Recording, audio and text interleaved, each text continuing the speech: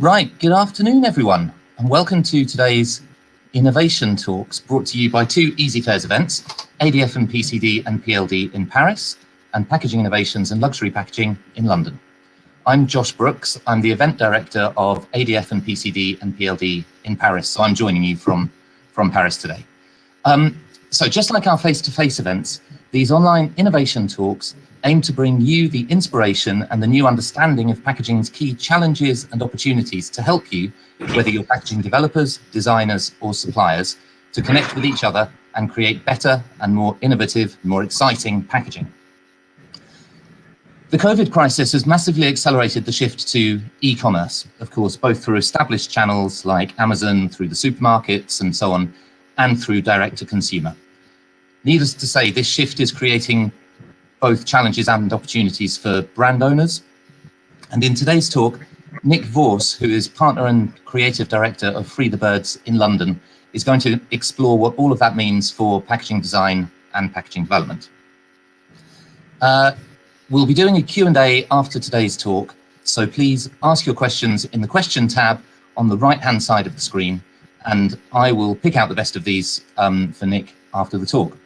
And also the webinar is going to be available on demand to watch pretty much immediately after it's finished. So please feel free to share it with your friends and colleagues and so on after that. Just a very quick note. You can probably see a small icon of a bell up above my head somewhere. I recommend you turn it off, because if you don't, you'll get lots of pings when people start saying hi and asking questions in the section over on the right. So now I'm very pleased to hand straight over to Nick. So Nick, I'm going to bring you up and it's over to you. Thank you so much. Hi everyone. It's very strange for me. I'm in the studio of Free the Birds. We're based in Farringdon, London, and I'm completely on my own. I've got no team around me. But yeah, thank you so much for joining. And I hope this is a nice innovation talk for this afternoon, to get you kind of thinking of some how these ideas apply to your brand. So yeah, I'm going to actually see if I can, there we are, I can control the screen. So yeah, I put this presentation together in light of lots of things actually that are kind of fizzing around at the moment, COVID being one of them, and the rise of DTC, that we're seeing a huge amount. It's really changing and elevated. We're all ordering online, of course. We've had to. So that was, of course, a huge rise before. It's becoming even greater now. Let's not forget sustainability. It was such a huge issue before we went into lockdown. And I only hope and pray that it's going to be such a burning issue still on everyone's agenda, whether that's designing, whether that's manufacturing. That will still continue. So how are brands kind of shifting around there?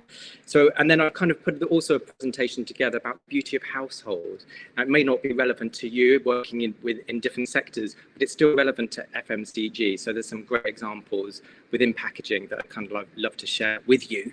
So here we go. Who are we? Free the Birds. You can see a little bit in the background. That's not my house. This is the studio. We are a brand elevation agency powered by beautiful thinking. And you can see my partners in crime there. That's Sarah and Paul. We together run this agency. There's about 30 of us based in Farringdon in London. And we specialize really in health, beauty and home brands. And it's really interesting actually having a specialism. I think it really helps us, because it gives us a voice, it gives us an authority that we speak, and we can do talks like this, and we can attend events. So it's really important to us to have that specialism. And we're totally independent. We can decide who we want to work with, what kind of brands we want to work with. So as I said before, click on there. I'm going to get used to this. My first ever webinar. Be kind. Beauty. Again, it's something that we feel absolutely passionate about, and we've been doing for many years, over 22 years as an agency. And that's a whole variety of things. It's one of those areas that just doesn't stop. It kind of is always moving, always evolving, always innovating, which is amazing. And the beauty industry is worth over 10.4 billion, I think, in the UK, according to our friends at the Beauty Council just last year. So there is a complete obsession as human beings around beauty. And as I said, it's quite a diverse subject, you know, from skincare, hair care, male grooming, female personal care. It goes on and on and on, and it really keeps us interested. So there's the kind of the snapshot of the type of work we do and who we do it for. And health, very much of a drier area. I think with designers often feel a little bit I guess it's an area that gets a little bit tarnished. Some people think it's quite, you know, a little bit of a boring area, but it's on the contrary. It's super exciting because it's changing, it's evolving, it's growing, and it's talking the language of consumers that want to see and want to be addressed with. So it's really, really good. Lots of innovation that's going on in health. And it's interesting to see how wellness is building into that trend as well. Things that help us sleep, things that calm us down in our really chaotic lives. And I think also a thing that we've all been feeling with COVID is that there is a slower pace. And actually, that's been quite nice. So we're also looking for brands that help us with that. So yeah, health is a really important area of our business. As in home, it's a growing area. Home, as you know, all the brands that get the jobs done, and our job is really to bring in the delight with that, and how we can elevate it through household cleaning products. Again, going back to COVID, it's such a hot topic. How can you keep your homes absolutely spit spots and clean during COVID? Our kind of the way that we're talking about hygiene is going to be a really important factor coming out of lockdown. So that's the kind of the stuff that we're also doing within home. And before I wanted to go into that piece where we're talking about the examples, I thought it'd just be a really good place to pause. And I think as designers, we always get carried away with looking at how we're going to fix this issue, how we're going to solve the problem, how we're going to answer the brief. And it's just quite refreshing sometimes just to really step back and have that helicopter view of what's going on out there. And that what's going on out there is human behavior. And I think we do lose sight of that sometimes. So I've just got 8 macro drivers that I've kind of put together of just to remind ourselves of how brands can adapt, and also how they can actually tap into the kind of the bigger picture.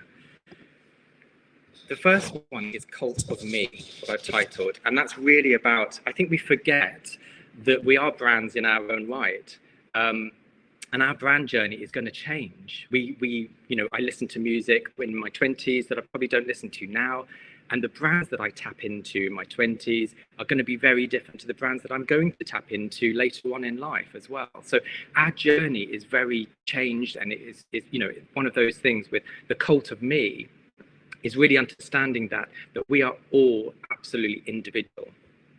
Another area is quite a contradiction, is tribal identities.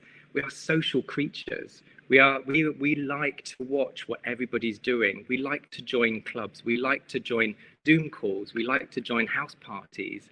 And that's really, it's a kind of an important part of us. We kind of like to fit in, but we also like to stand alone. And I know that there is that kind of, you know, why we're seeing the rise of DTC is because the recommendations are so strong. If a brand it's been recommended so many times, it enforces us that actually I want to be part of that.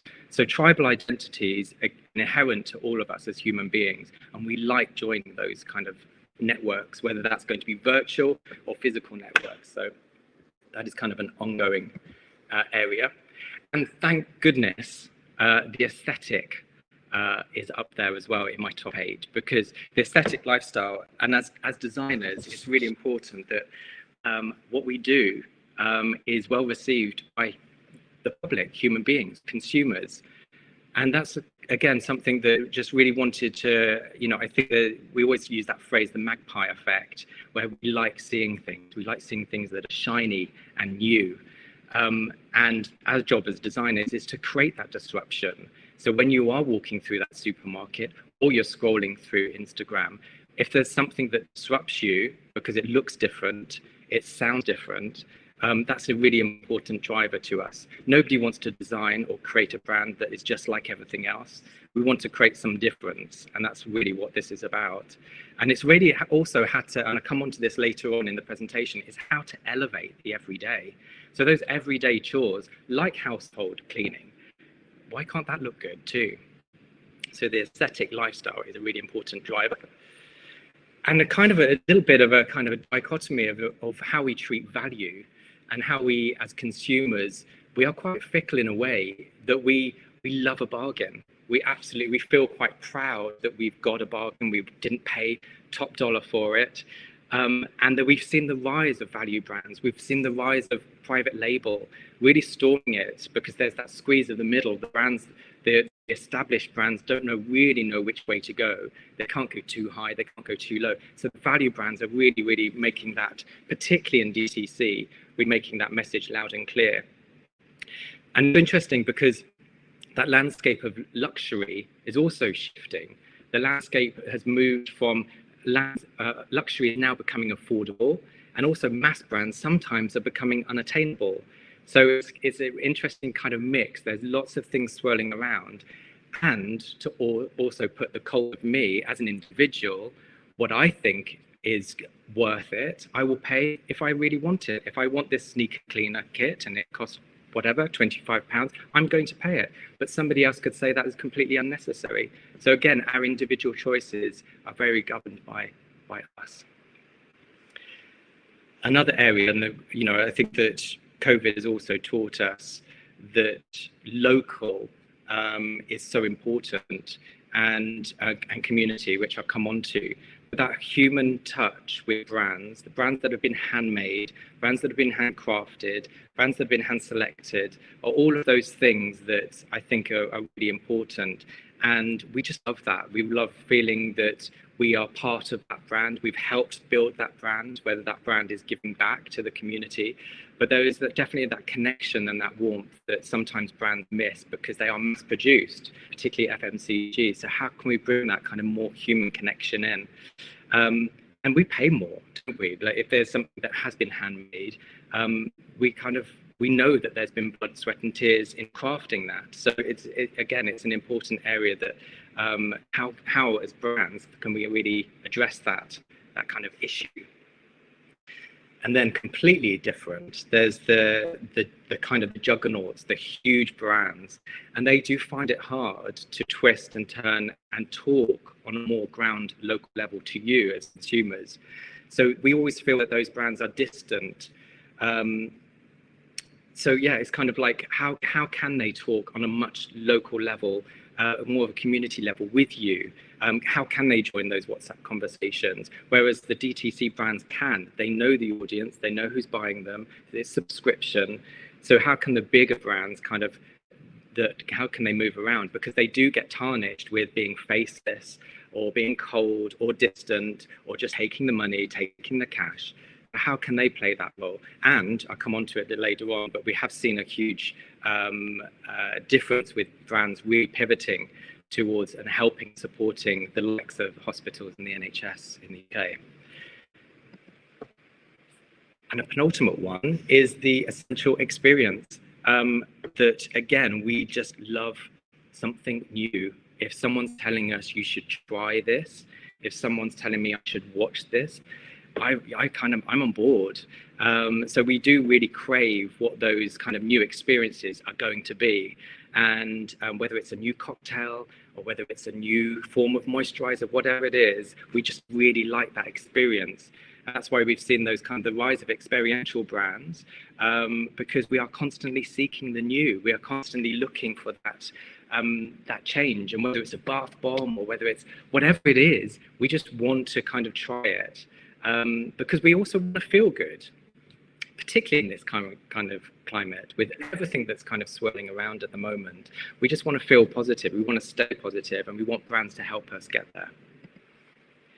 And finally, I think there's certainly true that there's been a huge uprising, probably from the last I don't know, it just feels like the last 5 years that we've been on marches, demonstrations, on so many different levels, and our voices, and particularly the younger generation, are being heard.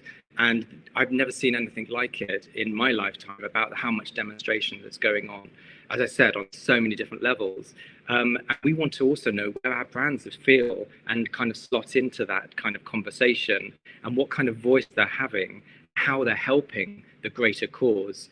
So kind of getting involved in this, really as brands, we want to kind of lead by example to help us through our journey.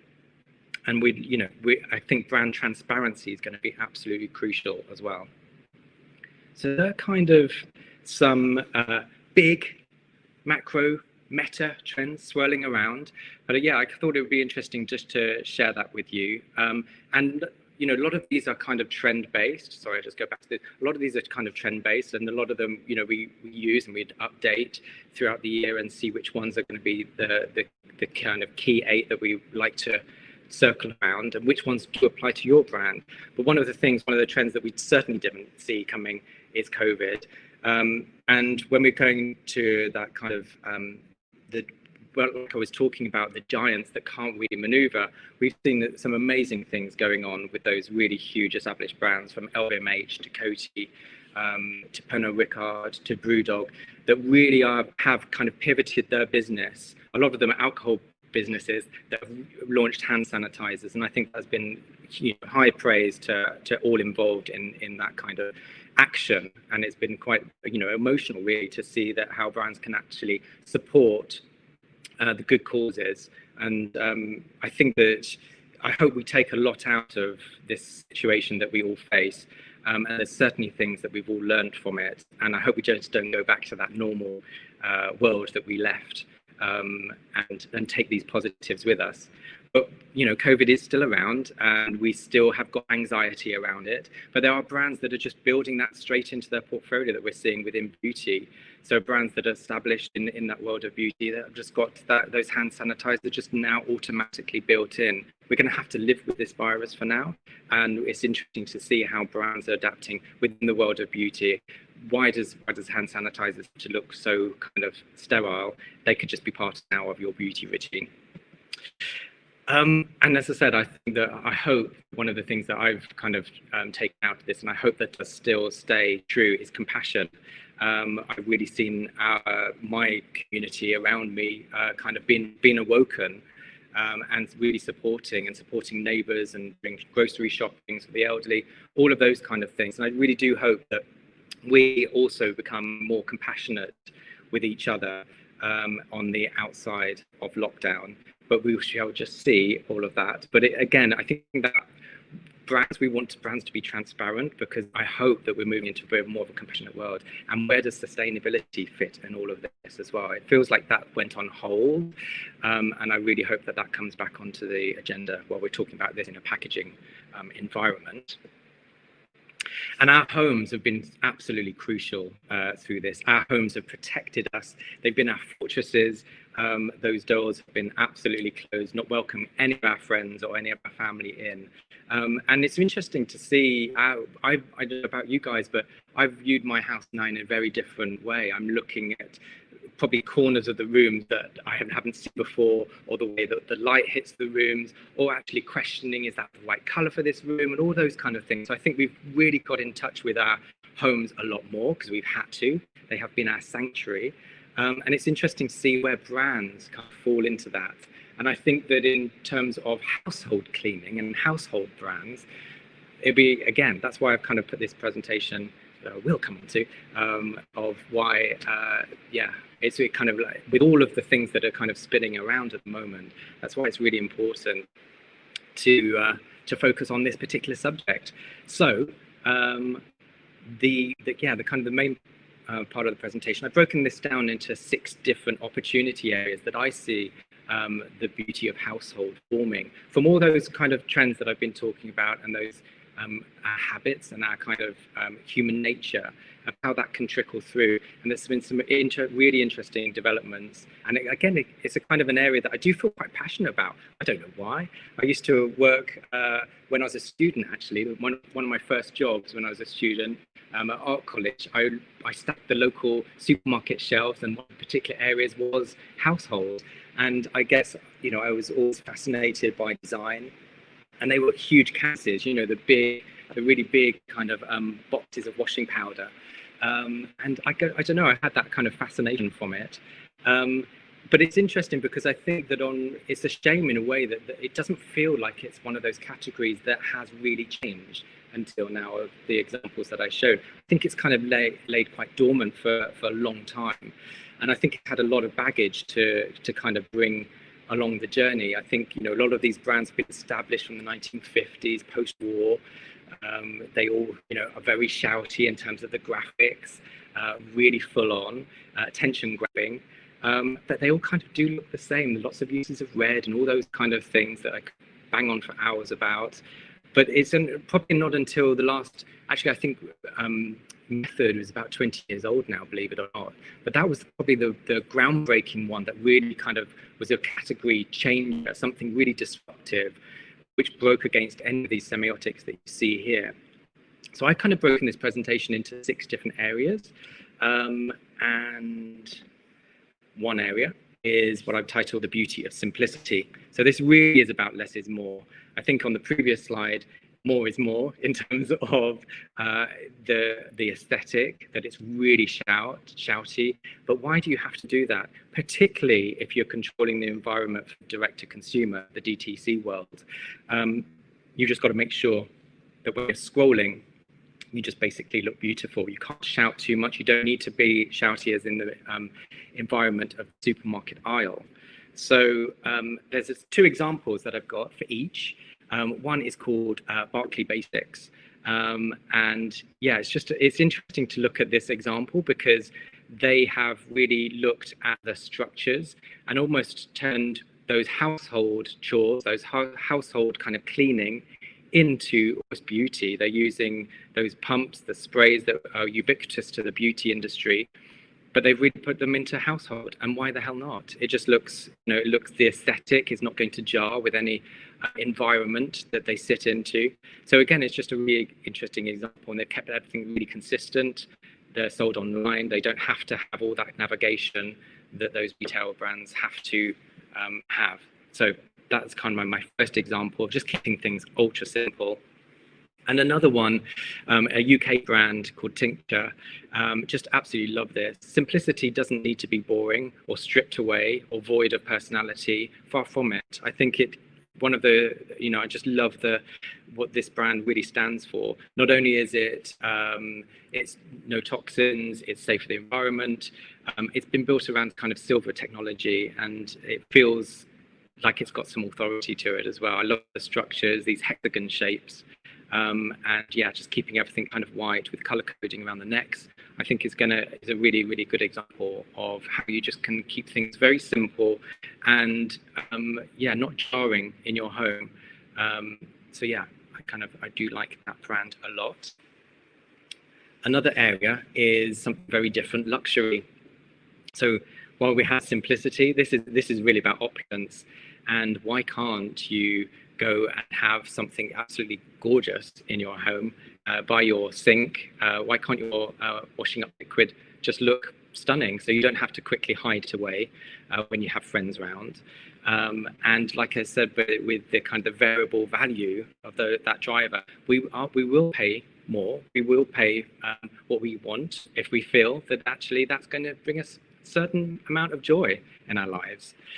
So an example is Tom Dixon's household range. And the one on the right-hand side is how his washing up liquid is looking. And I don't know about you, but it is just pretty sexy. And I can imagine even just filling it with an own brand each time after it's finished. But it just looks so great. It's stunning, really dark and sexy with his signature metallics on there as well. So that kind of brass effect is just looking great, very on brand for Tom. and yeah, but quite disruptive in the market. And another example that I've put together is something that we produced at Freebirds for P&G, was in the portfolio of Lenore, which is a laundry softener, fabric softener, the most expensive in the portfolio. So this kind of retails between £5 and £6, and just very unexpected scents. So we wanted to do something very disruptive. The faceted bottle just gives that kind of form of elegance and a little bit more dimensions and jewel-like kind of features. Has a shrink sleeve that can be easily removed, making the bottle very easy to recycle as well. So yeah, why do you have to have the kind of the normal aesthetics? Why can't you do something completely different? And in my opinion, really gorgeous. Another area is value. So as I said before, that we are with the kind of variable value. It's interesting that where we are now, and I hope we don't go into a full recession, but it's uncertain. So we are going to be looking at more and more brands from a value perspective. But that again doesn't have to just be cheap. It can still look great. And there's a few examples here.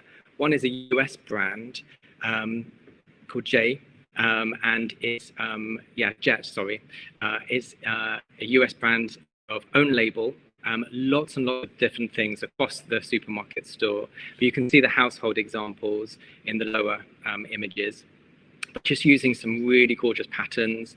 And I was on the judging panel actually for private label, and it was quite a dull experience until I actually saw this, and I'm really pleased that they won. Because it's just great design, just unexpected as well. So I love all the kind of the illustrations, and they just grab your attention.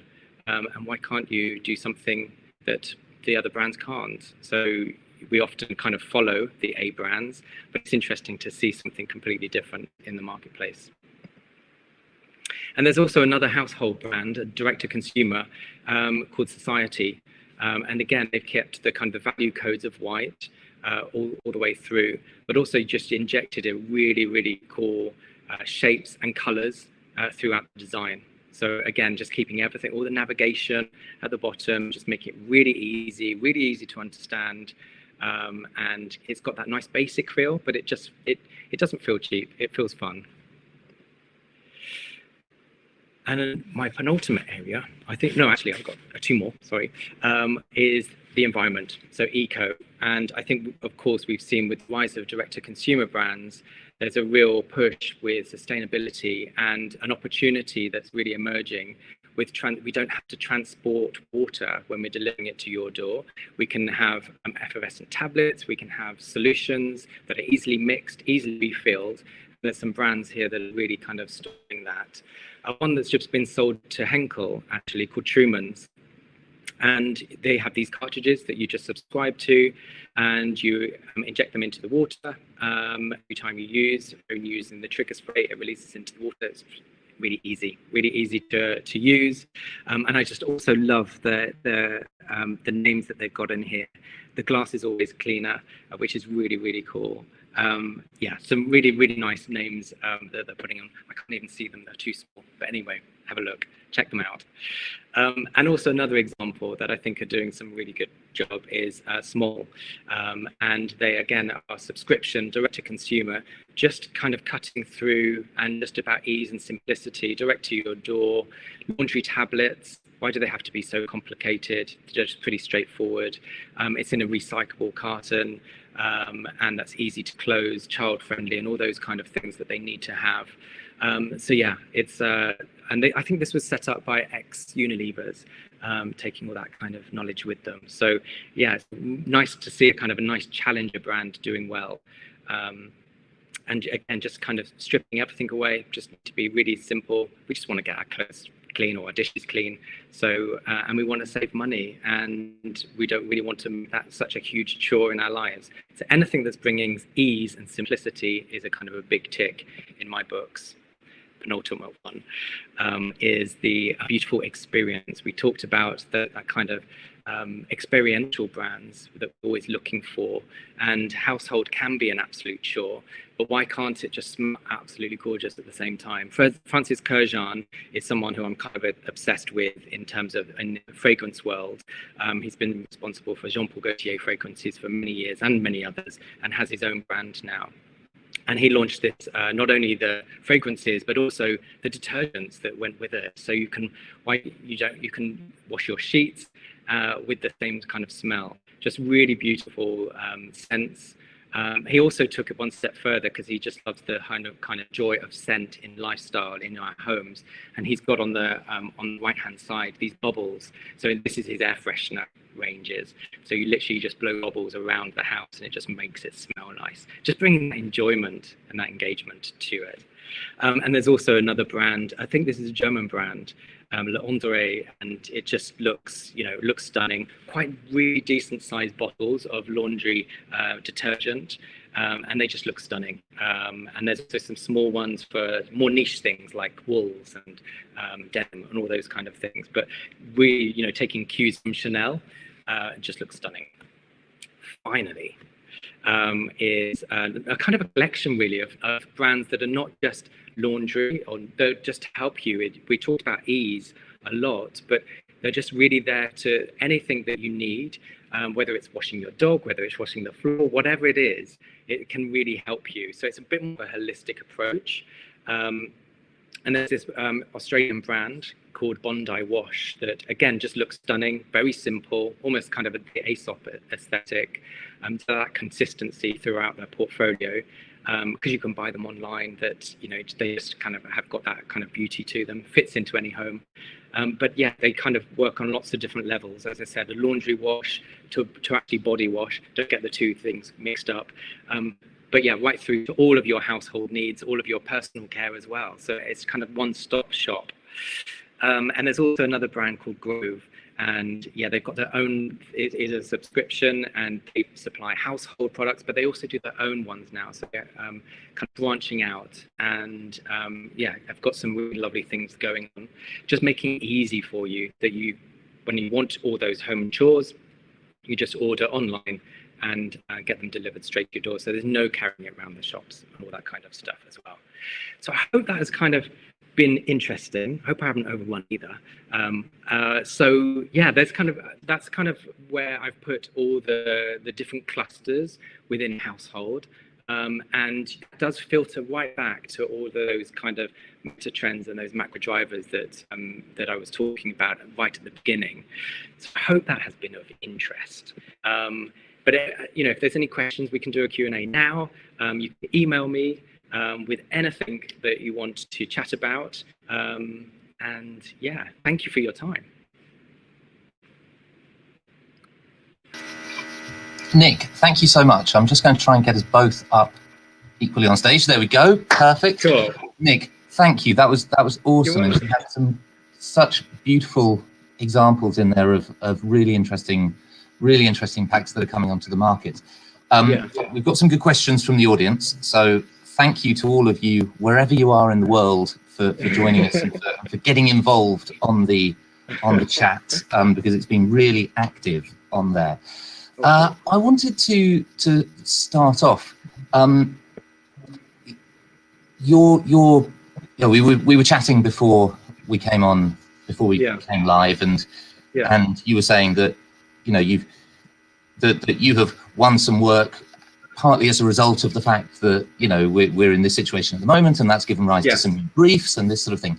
So what would you say were different, if I could put it that way, about the briefs you've received in the last 2 or 3 months to what you were seeing before? And you've sort of talked about some of this already, but if you had to pick one thing, it'd be. Without giving too much away, I would say that the situation that we face, sorry, there's a kind of sound delay. The situation that we face with COVID, I think that has made brands seek opportunities right now and how they can pivot. So we're helping some brands kind of with that in mind, and not to be kind of opportunistic about it at all, but actually our mindsets are different going out of lockdown, and it's how brands can help them with that. So we've seen some opportunities along that path, which has been really exciting because they're also really hard projects. You know, there's nothing better than a really speedy deadline, because it gives everyone kind of concentration. Nobody wants those deadlines that just go on for forever and ever and ever, and that's researched to death. I think as designers, the best ideas come when you're really up against it on a deadline. So to get them out into market, particularly in DTC space, there's nothing stopping any of those brands kind of launching straight away. So yeah, I think that, you know, COVID, without going into too much insight or information, I think COVID's been definitely a steer.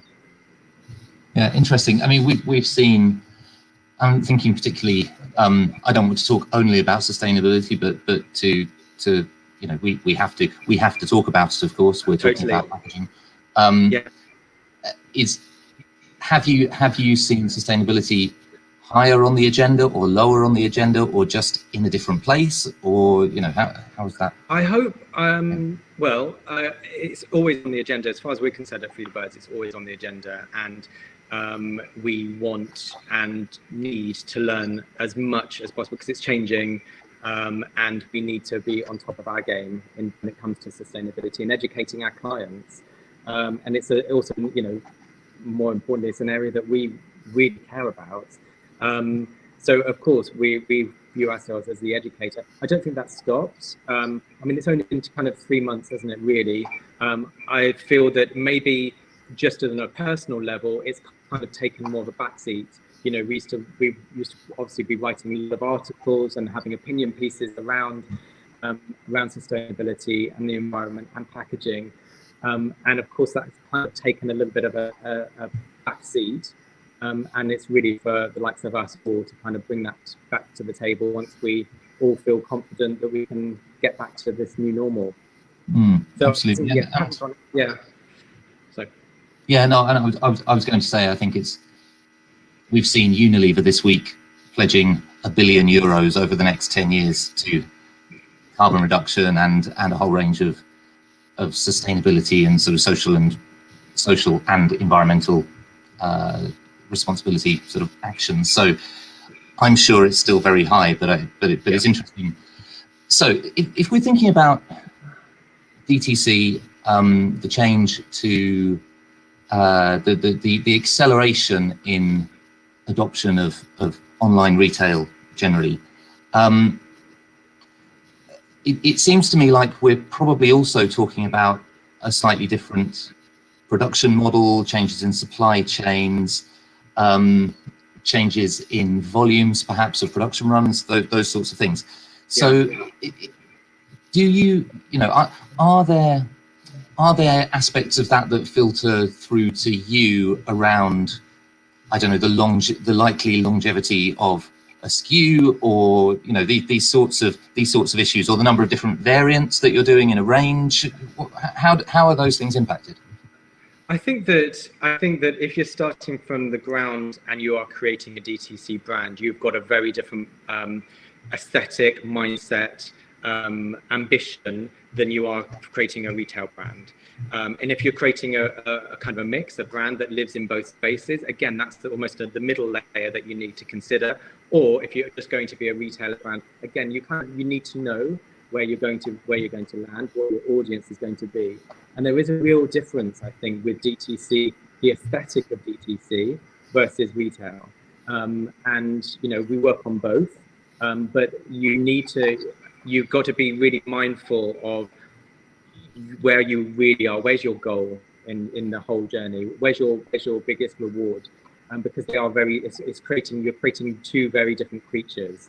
And yeah, that's the kind of, you know, the DTC world, that everything has to be visible from a postage stamp size. Whereas the retail world, you've got time to look at it, you've got lots of claims on pack, all of those kind of things. But basically, you're putting all that kind of social scrolling environment into your pack if you're in that retail space. So it's very different kind of creatures. And I think where things do get a little bit muddled and a bit of a missed opportunity is kind of, oh, I'd like to do both. Well, it'd be better if you kind of decided which area that you really want to do. because it would help us. And when you're designing, as I said, the aesthetic is going to be very different. And that's really interesting, actually, because one of the things I wanted to ask you was to say, I think it feels like we've been talking for years about how packs that are sold, or how product that is sold online might look different to product that is sold in the supermarket. And until this presentation today, I would have said, I'm not really sure it's happening. Right. And actually, clearly it is. So I'm wrong. And no, it's just, I mean, look, there's been some, absolutely stellar example. I think of, have you heard of the brand Hims? Have you seen the brand Hims? It's kind of all for male kind of, how do I say it? They're kind of like for thinning hair and things. But basically, I need it.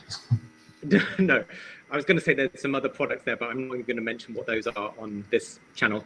That is a DTC brand, and it looks so fresh and so disruptive.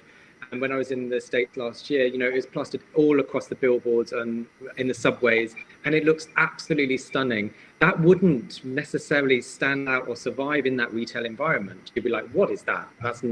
But because you've got all the, the armor around that communication online, it just looks so effective. It looks so stunning, and you just kind of automatically drawn into it. But it would be very different if you were creating hymns for the retail environment. Sure. Yeah. And on that note, this might be my last question. We'll see how we get on. How do you? Obviously, retail has changed a lot, or potentially will change a lot in the coming weeks and months as we all come out slowly of lockdown. Yeah. Do you have any thoughts or insights or sort of crystal ball moments about how the retail environment might change and what impact that might have on packaging? Well, I was kind of thinking about that a couple of weeks ago and thinking what is going to be the retail space, because they've had such an impact throughout this, and I was kind of thinking that those brands that do deliver are the ones that will survive. So the ones that don't, of course, it's stating the obvious, but they're the ones that have been struggling and will struggle and will continue to struggle through. The shape of the high street is changing at a rapid pace, and I think this is going to be accelerating it even further. I think we're going to see even more brands, high street brands, closing, and hopefully more kind of innovative brands rising and seeking out opportunities. But I think I don't know. I don't know what that's going to mean really in terms of retail. I think that we always know that there needs to be a place where you go to, and it's interesting to see the queues yesterday for the Nike store in Oxford Street. That they finally opened their doors, and there's huge queues for that. People, I guess, are wanting that experience, and that's what high street can do rather than online. So yeah, I guess that we, like we're saying in the kind of the meta trends, that we are creatures of habit, and we like that kind of bit more of a kind of collective spirit. So I think retail, there is an opportunity there to really build that and make those destinations not just about selling, but really truly about the experience. All of this kind of stuff's been circling around for some time, but it is interesting to see how COVID's really kind of escalated not only the rise of DTC, but really challenging what retail actually truly means and which ones will survive coming out of it. Yeah, we have some very very months to come, I think. Yeah, and I think there are going to be winners and losers, but we will. There's a lot of interesting stuff to come out of it. Listen, Nick, we're running out of time, so I'm going to say huge thanks to you for sharing your thoughts, for sharing your amazing examples and your work. It's been so interesting. So for everybody else, I'll keep Nick on the screen just for now. For all of the audience, thank you very much for joining us again. Please do get in touch with Nick if you want to talk to him, if you want to get copies of the slides, continue the discussion. We will be back in a couple of weeks' time with our next innovation talk.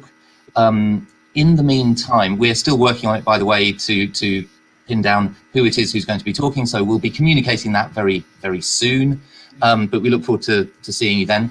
This talk remains available on demand through the same link that you joined joined us in the webinar room today. Please go and follow us on social media, all of that good stuff. Keep innovating, and everybody stay safe. Nick, thank you very much again, and Pleasure. we'll see you very soon. Thank you. Take care. Thanks, guys.